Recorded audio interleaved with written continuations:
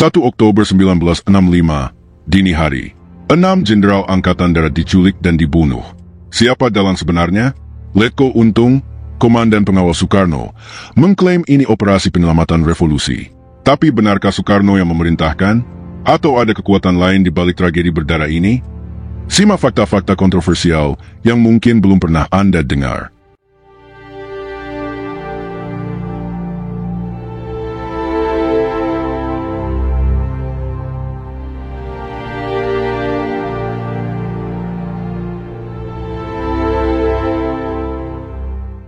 Letnan Kolonel Untung bin Syamsuri bukanlah sosok militer biasa.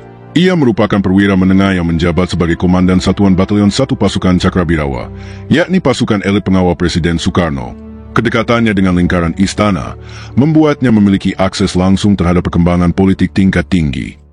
Lahir di Kebumen, Untung dikenal sebagai sosok nasionalis yang loyal kepada Soekarno dan sering tampil dalam berbagai upacara kenegaraan, termasuk saat perayaan HUT kemerdekaan RI tahun 1965. Namun, pada 1 Oktober 1965 dini hari, Untung justru menjadi tokoh sentral dalam operasi yang dikenal sebagai Gerakan 30 September atau G30S. Bersama sejumlah perwira muda lain, ia memimpin penculikan terhadap 7 jenderal senior Angkatan Darat, 6 diantaranya tewas. Jasad mereka ditemukan di sebuah sumur tua di Lubang Buaya, Jakarta Timur.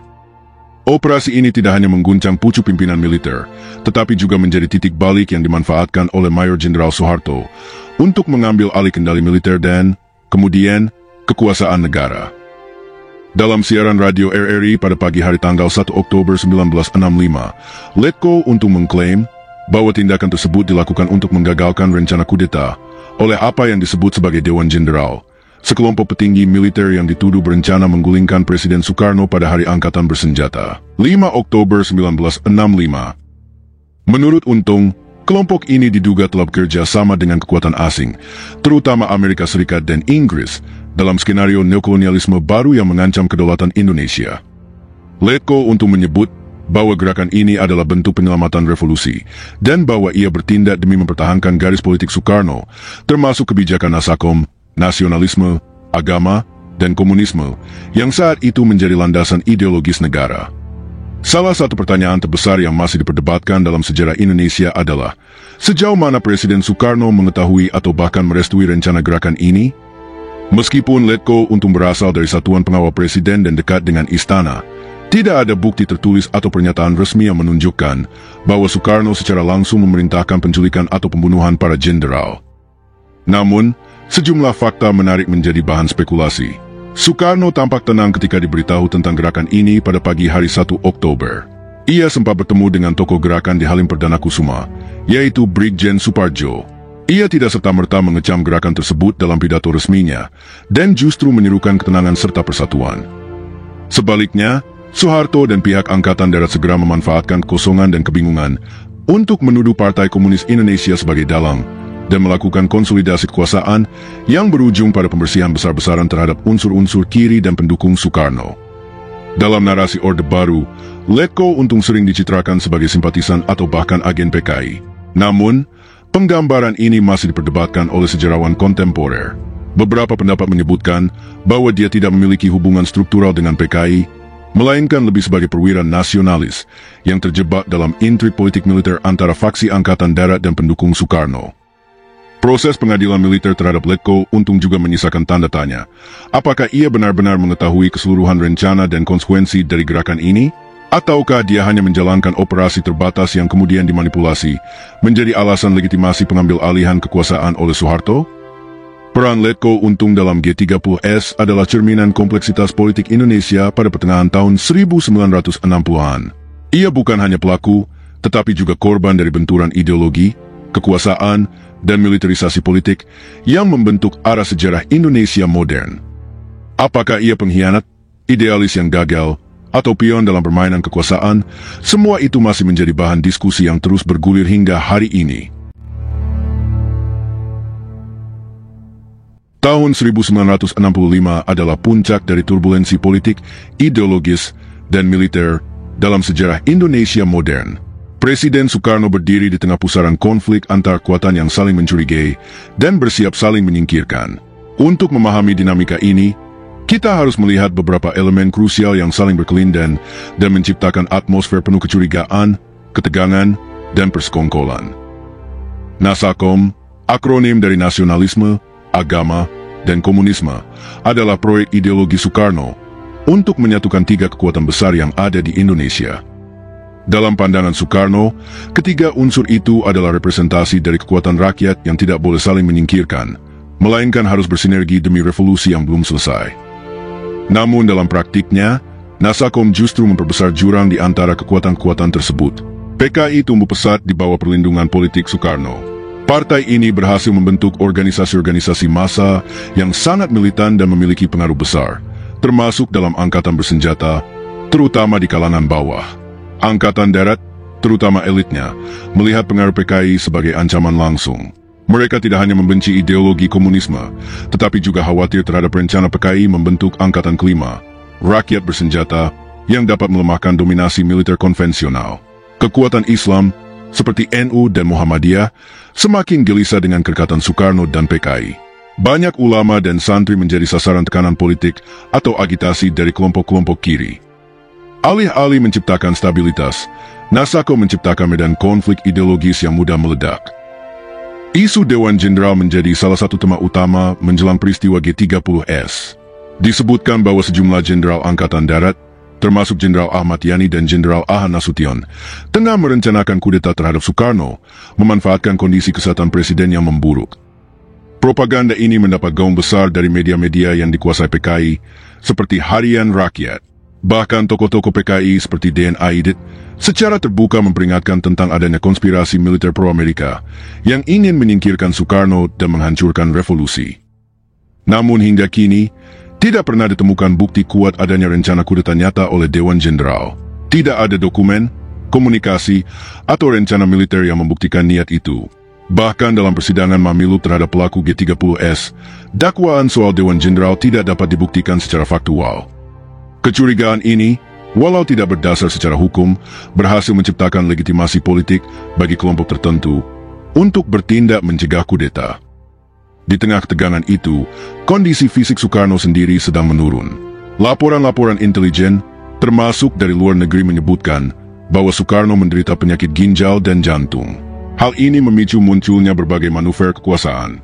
Jenderal-jenderal elit AD mulai menjauh dari Soekarno dan memperkuat posisi sendiri, terutama di bawah kepemimpinan Yani yang pada waktu itu menjabat sebagai Men Pangad. PKI dan kelompok kiri justru tetap menunjukkan kesetiaan mutlak kepada Soekarno. Dengan menurunnya kondisi fisik presiden, ketidakpastian pun menguat. Siapa yang akan menggantikan Soekarno bila ia tidak lagi mampu memimpin? Apakah militer, rakyat, atau komunis? Di tengah konflik tiga arah ini, peran Soekarno menjadi semakin ambigu. Di satu sisi, ia mencoba memainkan peran sebagai puppet master, menjaga keseimbangan antara kekuatan-kekuatan yang berseteru. Di sisi lain, ia semakin kehilangan kendali terhadap realitas di lapangan, terutama terhadap militer yang mulai bergerak tanpa restu eksplisit darinya. Apakah Soekarno mengetahui rencana G30S? Tidak ada bukti langsung. Setelah G30S pecah, Soekarno terlihat ragu-ragu, tidak segera mengutuk pelaku, dan tidak mendukung Soeharto sepenuhnya. Ini justru mempercepat marginalisasi politiknya oleh militer. Tahun 1965 adalah tahun di mana banyak aktor politik merasa revolusi akan mencapai titik final. Semua pihak bersiap untuk menyelesaikan pertarungan ideologis yang telah berlangsung sejak kemerdekaan.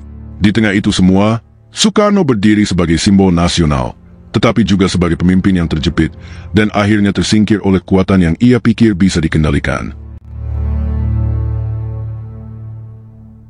Narasi tentang kemungkinan keterlibatan Soekarno dalam G30S adalah salah satu tema paling kontroversial dan penting dalam sejarah politik Indonesia. Penggalian lebih dalam atas dua teori utama berikut ini akan memperlihatkan kompleksitas persoalan, sekaligus memperlihatkan bahwa sejarah tahun 1965 bukan hanya soal siapa yang melakukan, tapi juga bagaimana tafsir dibangun, disebar, dan dimanfaatkan. Teori 1, Soekarno terlibat langsung. Teori ini berkembang pesat terutama di era Orde Baru, yang sejak awal berusaha membingkai G30S sebagai upaya kudeta oleh PKI dengan restu, jika bukan perintah langsung, dari Presiden Soekarno. Argumen pendukung. 1. Kedekatan Letko untung dengan Soekarno. Letko untung bukan sekadar tentara, Ia komandan Batalion 1 Cakrabirawa, pasukan elit pengawal presiden. Ia sering tampil dalam acara kenegaraan mendampingi Soekarno. Hubungan ini menunjukkan tingkat kepercayaan tinggi. Maka wajar jika ada dugaan bahwa Untung tidak akan bertindak sejauh itu tanpa sepengetahuan atasannya. 2. Soekarno tidak langsung mengutuk G30S. Saat 6 jenderal dibunuh pada pagi 1 Oktober 1965, Soekarno justru menuju Pangkalan Udara Halim, yang kemudian diketahui sebagai salah satu basis pergerakan G30S. Ia juga bertemu dengan tokoh-tokoh seperti Brigjen Suparjo. Namun dalam pidato resmi di hari yang sama, Soekarno tidak mengecam gerakan tersebut, bahkan menyebutnya sebagai masalah internal Angkatan Darat. 3. Dugaan sejarawan progresif seperti W.F. Wertheim. Wertheim dan sejarawan lain di luar arus utama menyatakan bahwa Soekarno mungkin mengetahui rencana penculikan jenderal, tetapi mengira bahwa itu hanyalah tindakan non-militer, seperti penahanan atau penonaktifan sementara, bukan pembunuhan brutal. Soekarno mungkin melihatnya sebagai cara mengatasi krisis Dewan Jenderal, bukan sebagai kudeta berdarah. Kelemahan teori ini, ketiadaan bukti langsung. Tidak ada dokumen, perintah resmi, rekaman komunikasi, atau kesaksian kredibel yang menyebutkan bahwa Soekarno memerintahkan atau merestui pembunuhan para jenderal. Bahkan dalam persidangan Mahmilub, tidak satu pun terdakwa menyebutkan Soekarno sebagai pemberi perintah. Kekuasaan Soekarno justru runtuh. Jika Soekarno adalah dalang, maka skenario ini menjadi ironi. Mengapa ia justru kehilangan kekuasaan? Bukannya menguat, posisinya makin lemah. Dalam hitungan bulan, ia dikucilkan, kekuasaannya dilucuti, dan akhirnya dilengserkan. Seorang dalang mestinya mengantisipasi hasil, tapi hasil ini justru menghancurkan dia sendiri. Teori 2, G30S adalah konflik internal militer PKI tanpa persetujuan Soekarno. Teori ini berkembang dari kajian para sejarawan independen, terutama dari kalangan akademik luar negeri dan peneliti pasca Orde Baru. Mereka melihat G30S sebagai peristiwa kompleks, lahir dari ketegangan internal di tubuh Angkatan Darat, persaingan faksi, dan manuver PKI, tanpa perintah langsung dari Soekarno. Argumen pendukung 1 Cornell Paper, Benedict Anderson dan Ruth McCarthy, 1966. Mereka menyatakan G30S merupakan konflik internal di dalam Angkatan Darat, di mana faksi-faksi perwira muda yang merasa frustrasi dengan elit jenderal yang korup dan anti-Soekarno berkoalisi, sementara dengan unsur-unsur kiri untuk mengambil langkah ekstrim. Gerakan ini tidak berasal dari pusat kekuasaan nasional, Soekarno, tetapi dari pinggiran frustrasi dalam militer itu sendiri. 2 John Rosa, dari Pembunuhan Massal, 2006. Rosa menyimpulkan bahwa G30S memang melibatkan elemen PKI, terutama biro khusus yang dekat dengan Aidit, namun Soekarno tidak dilibatkan dalam perencanaan pembunuhan. PKI sendiri, menurut Rosa, bertindak terbatas dengan keyakinan bahwa Soekarno akan mendukung mereka begitu tindakan selesai. Ternyata, asumsi itu salah besar. 3 Asti Warman Adam, sejarawan LIPI ini menegaskan bahwa Soekarno tidak punya kontrol langsung atas gerakan ini. Ia memang tahu ada gejolak dan isu Dewan Jenderal, tetapi tidak mengetahui skala dan metode yang akan digunakan oleh pelaku. Ini menjelaskan mengapa Soekarno terlihat canggung dan ragu-ragu dalam menanggapi situasi pasca G30S. Kelemahan teori ini, kedekatan Letko Untung dengan Soekarno, tetap saja muncul pertanyaan krusial. Bagaimana mungkin Letko Untung, pengawal pribadi Soekarno, melakukan operasi militer sebesar ini tanpa seizin atau minimal sepengetahuan atasannya? Ini adalah celah logis yang belum bisa dijawab tuntas oleh teori ini, kecuali jika diasumsikan bahwa Soekarno tahu tapi tidak menyetujui, atau membiarkan sambil berharap situasi terkendali. Kedua teori memiliki celah dan logika internal masing-masing. Namun, satu hal yang pasti, Soekarno adalah pihak yang paling banyak kehilangan. Apapun niatnya, baik tahu atau tidak, setuju atau tidak, peristiwa G30S menjadi titik awal dari kejatuhannya. Militer, yang sebelumnya berada di bawah bayang-bayang presiden seumur hidup ini, justru bangkit dan mengambil alih kekuasaan melalui rangkaian legitimasi politik, propaganda, dan kekerasan. Narasi tentang keterlibatan CIA dan peran Soeharto dalam peristiwa G30S adalah bagian yang sangat penting dalam memahami dinamika geopolitik dan transisi kekuasaan Indonesia di era Perang Dingin. Berikut pendalaman terhadap 2 elemen utama tersebut. 1. Gilchrist Letter dan dugaan keterlibatan asing, 1964. Salah satu dokumen paling kontroversial yang kerap dikaitkan dengan keterlibatan asing dalam konflik internal Indonesia adalah Gilchrist Letter, surat yang diduga berasal dari Duta Besar Inggris, Andrew Gilchrist, kepada Kementerian Luar Negeri Inggris. Surat ini menyebutkan adanya Our Local Army Friends, atau teman-teman militer kami di Indonesia, yang kemudian ditafsirkan oleh sebagian pihak sebagai bukti adanya dukungan asing, terutama Inggris dan AS, terhadap faksi militer Indonesia anti-komunis. Namun, ada beberapa masalah serius dengan dokumen ini. Keaslian diragukan. Banyak sejarawan meragukan keaslian surat ini. Tidak ada salinan resmi dari arsip pemerintah Inggris, dan para peneliti menduga surat ini bisa saja hasil rekayasa intelijen untuk membingkai musuh politik, baik PKI maupun Soekarno, sebagai antek asing. Manipulasi narasi oleh Orde Baru. Orde Baru menggunakan dokumen ini sebagai senjata propaganda. Ironisnya, meski tuduhan utamanya diarahkan kepada Soekarno sebagai pemimpin yang bermain dua kaki antara Blok Timur dan Barat, Orde Baru justru lebih aktif bekerja sama dengan kekuatan Barat pasca G30S, terutama dalam hal ekonomi dan bantuan militer. 2. Peran CIA dan intervensi AS. Amerika Serikat, melalui CIA, memang memiliki sejarah panjang keterlibatan dalam urusan domestik Indonesia. Dari dukungan terhadap pemberontakan PRRI Permesta 1958, penyadapan komunikasi Soekarno, hingga pemberian dana dan senjata kepada kelompok-kelompok anti-komunis. Beberapa temuan penting. Dukungan CIA terhadap tentara anti-komunis. Setelah G30S, AS segera memberikan dukungan diplomatik, intelijen, dan logistik kepada Angkatan Darat yang dipimpin Soeharto dalam membersihkan unsur-unsur komunis. CIA menganggap peristiwa ini sebagai salah satu keberhasilan terbesar mereka di Asia dalam menahan pengaruh komunisme. Daftar pembantaian. Penelitian yang dilakukan oleh wartawan dan sejarawan seperti Vincent Bevins, The Jakarta Method, 2020, mengungkap bahwa AS menyediakan informasi intelijen, termasuk daftar nama anggota PKI dan simpatisan, yang kemudian menjadi target penangkapan dan eksekusi. Motif geopolitik. Pada era Perang Dingin, Indonesia sangat strategis secara geopolitik. Soekarno yang cenderung netral tapi bersahabat dengan RRC dan Uni Soviet dianggap berbahaya. Karena itu, penguatan faksi militer yang anti-komunis adalah pilihan realistis bagi AS. 3. Soeharto memanfaatkan G30S. Manuver Soeharto pada 1 Oktober 1965 adalah kunci. Ia tidak langsung terlibat dalam penculikan para jenderal, namun bertindak cepat dan strategis ketika kekosongan kepemimpinan terjadi. Langkah-langkah kunci Soeharto. 1. Mengambil alih komando militer. Soeharto mengambil alih komando setelah Panglima A.D. Legend Ahmad Yani dibunuh. Ia mengklaim gerakan G30S sebagai pemberontakan dan membalikkan situasi dengan cepat. 2. Mengisolasi Soekarno. Soeharto menekan Soekarno agar menyerahkan kekuasaan militer. Surat Perintah 11 Maret 1966. Ini langkah hukum yang membentuk fondasi Orde Baru. Meski SP-11 tampak secara konstitusional, banyak dugaan bahwa surat ini dipaksakan melalui tekanan militer. 3. Kampanye anti-PKI dan propaganda massal. Soeharto meluncurkan propaganda besar-besaran tentang kekejaman G30S PKI, termasuk film pengkhianatan G30S PKI. Narasi ini digunakan untuk membenarkan pembantaian terhadap ratusan ribu orang yang diduga terkait PKI. Dalam waktu singkat, PKI dibasmi, pendukungnya diburu, dan Soekarno disingkirkan secara politik. 4. Konsolidasi kekuasaan lewat kolaborasi dengan Barat.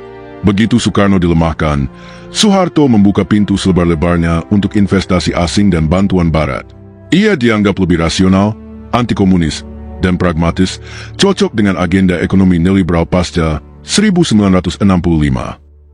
Perpaduan antara manuver Soeharto, dukungan diam-diam dari AS dan Inggris, serta propaganda masih terhadap PKI dan Soekarno, menunjukkan bahwa G30S bukan sekadar gerakan militer gagal atau pemberontakan ideologis.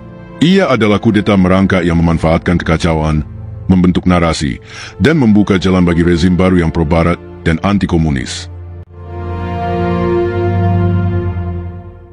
Berdasarkan bukti, tidak ada perintah tertulis atau saksi yang menyebut Soekarno memerintahkan pembunuhan. G30S lebih mungkin adalah gerakan fraksi militer PKI yang gagal, lalu dimanipulasi Soeharto dan Barat untuk mengubah sejarah Indonesia. Anda percaya teori mana? Komentar di bawah. Jangan lupa like, subscribe, dan nyalakan bel notifikasi untuk konten sejarah kontroversial lainnya.